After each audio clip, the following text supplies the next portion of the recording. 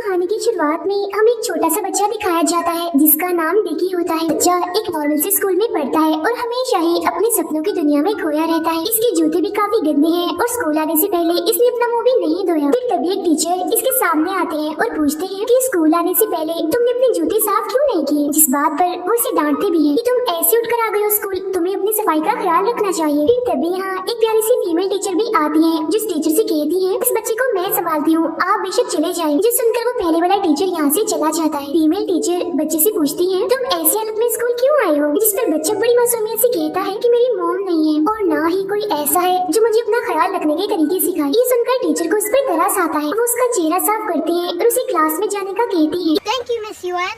इसके बाद हम डिकी को क्लास में देखते हैं। फिर जब क्लास में टीचर होते हैं तो वो सबसे पूछते हैं कि आप सब अपनी अपनी जिंदगी में क्या बनना चाहते हैं, जिस पर कोई बच्चा आर्टिस्ट तो कोई डॉक्टर बनने का कहता है। लेकिन जब बारी आती है डिकी की तो टीचर बहुत ही मायूसी वाला चेहरा बना लेते हैं, जिस वजह से सभी बच्चे डिकी पर हंसने लगते हैं। डिकी बोलता है मैं गरीब ही रहना चाहता हूँ क्योंकि मेरे लिए अमीरी गरीबी कुछ नहीं है। मेरा मानना ये है कि इंसान की अच्छी आदत सबसे बढ़कर है। टीचर जो कि उसकी बात बड़ी गौर से सुन रहे थे उनके हाथ से पेन नीचे गिर जाता है। तब डिकी जल्दी से पेन उठाता है और टीचर को देने लगता है, लेकिन टीचर उसे डांट देते हैं और कहते हैं चलो तुम अपनी सीट पर जाओ। जिसके बाद वो अपनी सीट पर चला जाता है और टीचर उस पेन को टिश्यू से उठाती है। हम डिकी के डैड को देखते हैं जो मजदूर है, वो अपना काम कर रहे होते हैं और साथ ही अपने बेटे को भी याद कर रहे होते हैं। स्कूल में एक शरारती बच्चा जिसका नाम जॉनी है, उसने काफी महंगा रोबोट खरीदा होता है। तब बच्चे इस रोबोट को देख रहे होते हैं और तभी डिकी भी इस रोबोट को देखने आगे बढ़ता है, मगर जॉनी उसे पीछे कर देता है और कहता है पीछे हटो, इस रोबोट को तुम हाथ नहीं लगा सकते। फिर जॉनी एक और लड़की जो काफी ताकतवर थी उसका भी मजाक बनाता है,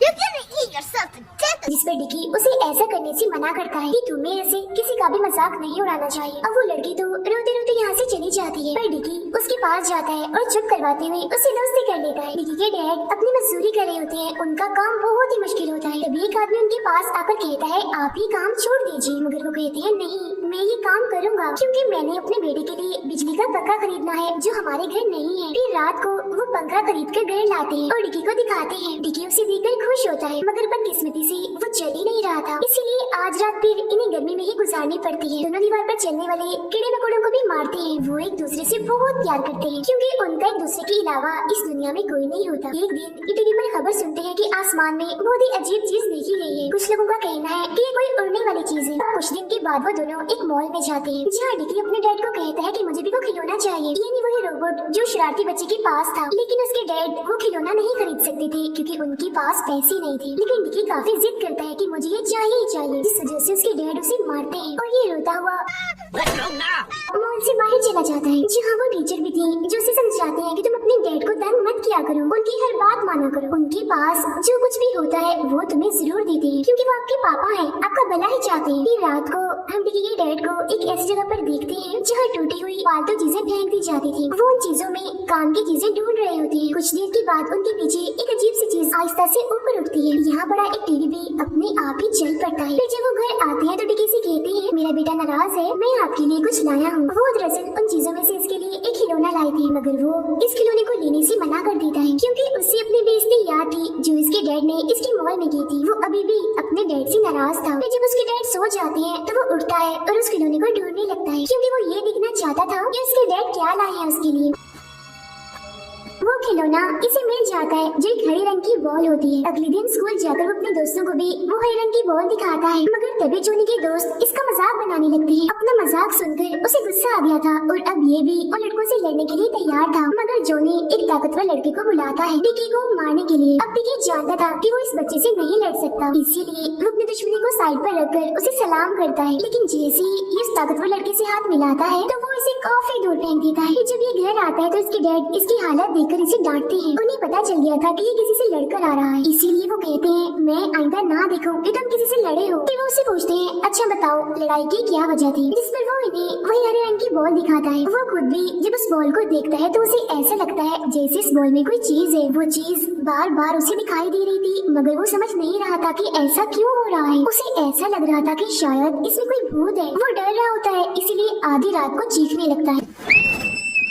उसके डैड जब उसे तंग आ गई थी उसे अलमारी में बंद कर देते हैं। वो अंधेरे में उस बॉल को देखता है जो बहुत ज्यादा चमक रही होती है, उससे बहुत सारी रोशनी निकलती है और फिर यही रोशनी उसे देखते ही देखते आसमान में पहुंचा देती है। ये देखता है कि वही बॉल अब एक अजीब सी मखलूक में बदल रही थी। कुछ वक्त के बाद उसके डैड उसे अलमारी से बाहर निकाल लेते हैं। ये अपने डैड से कहता है, अब मैं एक अच्छा बच्चा बनूंगा और आपको जरा भी तंग नहीं करूंगा। फिर अब उसके डैड काम पर चले जाते हैं, जिसके बाद ये उसी बॉल से बनी चीज यानी उसी छोटी सी क्रिएचर मखलूक को देख रहा होता है, जो बहुत प्यारी क्यूट सी लगती है। इसे ये जानता था कि कोई भी इसे कबूल नहीं करेगा, इसीलिए वो इसे सबसे छुपा कर रखना चाहता था। अब डिकी उससे सवाल करता है, जिससे उसे पता चलता है कि ये एक एलियन डॉग है जिसका नाम CJ7 है। ये दोनों एक साथ वक्त गुजारते हैं और बहुत खुश थे एक साथ। वो एलियन डॉग डिकी के लिए गैलेक्सी सेब को भी बिल्कुल नया बना देता है, जिससे डिकी को लगता है कि मेरे नए दोस्त इन्हें CJ7 के पास तो जादुई ताकतें भी हैं। फिर अगली सुबह डिकी अपने एलियन डॉग के साथ स्कूल जाता है, जहाँ तभी रास्ते में उनके सामने एक दूसरा डॉग आ जाता है और वो डॉग उन पर हमला करने वाला होता है। मगर उससे पहले एलियन डॉग आगे बढ़कर उस डॉग से लड़ता है और डिकी को उस डॉग से बचा लेता है। अब अपने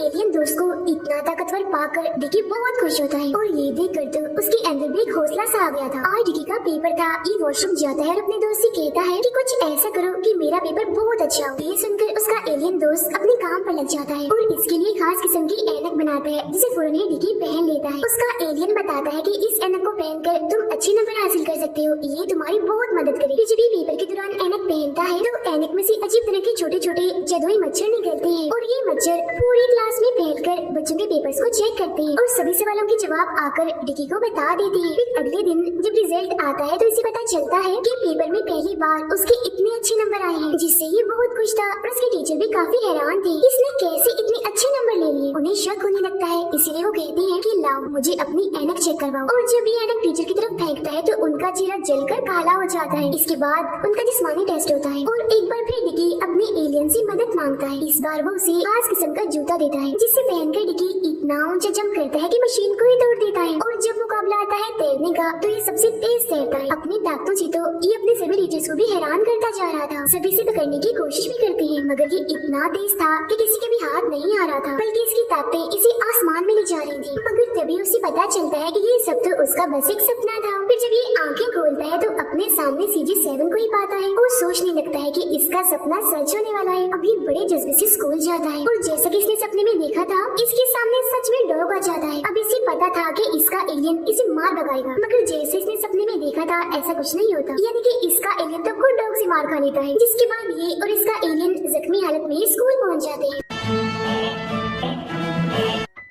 अब जैसा कि सपने में देखा था, आज हकीकत में भी इसका पेपर ही था। तभी अपने एलियन से कहता है, प्लीज मेरी मदद करो ताकि मैं पेपर में पास हो जाऊं, अच्छे नंबर लूं। क्योंकि उसे लग रहा था कि क्या पता सच में उसका एलियन उसे ऐसी कोई ऐनक दे जिससे उसे सभी सवालों के जवाब मिल जाए। अब यहाँ भी उसका सपना पूरा नहीं होता, क्योंकि वो एलियन इसे कोई ऐनक नहीं बल्कि कोई गंदी सी चीज देता है। तो अब जाहिर है ये टेस्ट पास नहीं कर पाता। फिर अभी अपने एलियन को सजा दे रहा होता है, क्योंकि उसी की वजह से वो अपने पेपर में पास नहीं हो पाया। फिर जब जिस्मानी टेस्ट की बारी आती है तो वो दोबारा से अपने एलियन से मदद मांगता है कि प्लीज अब तो मुझे इतनी ताकत दे दो कि मैं अपने इस टेस्ट में तो पास हो जाऊं। लेकिन एलियन इस बार भी कोई चीज नहीं देता, क्योंकि उसके पास ऐसी कोई भी जादुई ताकत नहीं थी। इस बार तो वो उससे पहले से भी ज्यादा अपने वो गंदी चीज देता है, जिससे जाहिर है डिकी काफी गंदा हो जाता है। सब लोग इसे धोने के लिए इस पर पानी डाल रहे होते हैं, जिस वजह से उसे काफी शर्मिंदगी भी हो रही थी और एलियन पर गुस्सा भी आ रहा था। तो अपनी बेइज्जती का बदला लेने के लिए वो उसे कूड़े में फेंक देता है। फिर जब ये घर आ रहा था तो इसे एहसास होता है कि मैंने CJ7 के साथ अच्छा नहीं किया, क्योंकि उसने तो मुझसे कभी भी वादा नहीं किया था कि वो मेरी मदद करेगा। ये सब तो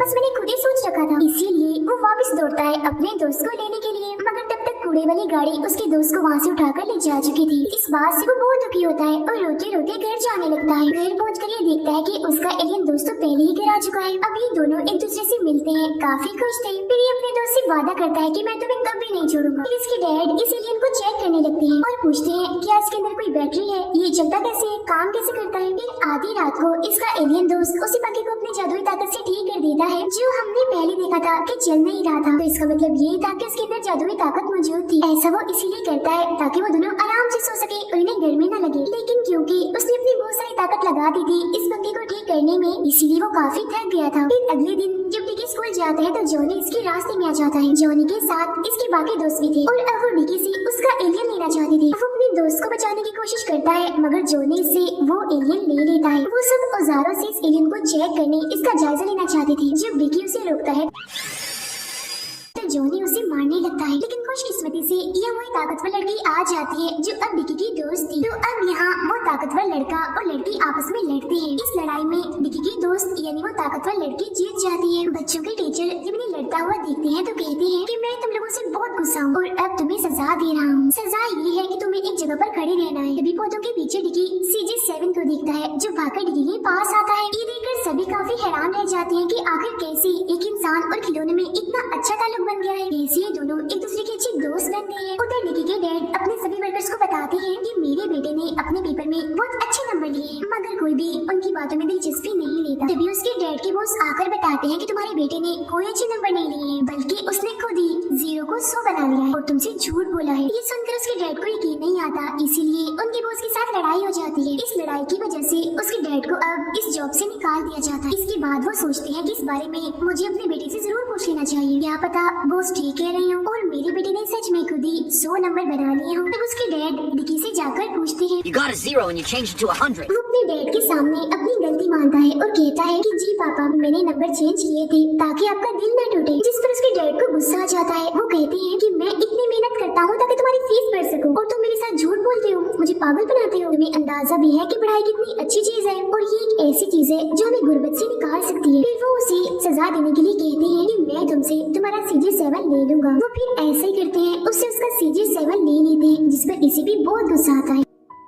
इसीलिए वो अपने डैड से कहते हैं कि आप मेरी जिंदगी से चले जाएं, मुझे आपके साथ नहीं रहना। इस पर उसके डैड कहते हैं कि हाँ मैं चला जाऊंगा अगर तुम अगले टेस्ट में 60 से ज्यादा नंबर लोगे तो। फिर अगले दिन उसके डैड स्कूल में खाना देने के लिए जाते हैं, जहाँ बूढ़े टीचर उसके डैड से मिलती है और कहती है कि मुझे बहुत खुशी होगी अगर डिकी पेपर में अच्छे नंबर ले तो। ये सुनकर उसके डैड को भी काफी खुशी होती है और वो कहते हैं कि आपने हमेशा मेरे बेटे का बहुत ख्याल रखा है और मैं आपका दिल से शुक्रिया अदा करता हूँ। फिर उसके डैड अपने काम वाली जगह पर जाते हैं और अपने बॉस से माफी मांगते हैं, मगर उनके बॉस उन्हीं से ही माफी मांगते हैं और कहते हैं कि गलती मेरी ही है, मुझे ही आकर तुम्हारे बेटे के बारे में ऐसी बात नहीं करनी चाहिए थी। मुझे यकीन है कि तुम्हारा बेटा एक दिन बड़ा आदमी बनेगा और अपनी जिंदगी में कामयाब होगा। इसके बाद वो अपने काम पर वापस लौट आते हैं। It's my lucky day. और उन्हें यकीन होता है कि उनका बेटा एक दिन सच में कुछ करके दिखाएगा और बड़ा आदमी बनेगा। अब डिकी इतनी मेहनत करता है कि वो अपने पेपर में 65 नंबर ले लेता है और क्योंकि उसके डैड ने कहा था कि अगर तुम 60 से ऊपर नंबर लोगे तो मैं तुम्हारी जिंदगी से चला जाऊंगा, इसीलिए उसने तो नंबर ले लिए होते। अब जब डिकी के डैड काम कर रहे थे तो इस दौरान एक टैंक आकर उन पर गिर जाता है, जिससे वो काफी जख्मी हो जाते हैं, जिसके बाद उन्हें फौरन हॉस्पिटल ले जाया जाता है। अब डिकी को नहीं पता था कि उसके डैड के साथ ये अचानक क्या हो गया है। वो दुखी और मायूस होकर हॉस्पिटल में बैठा होता है, काफी परेशान था। तभी उसके टीचर उसके पास आते हैं और बताते हैं कि तुम्हारे डैड की मौत हो चुकी है।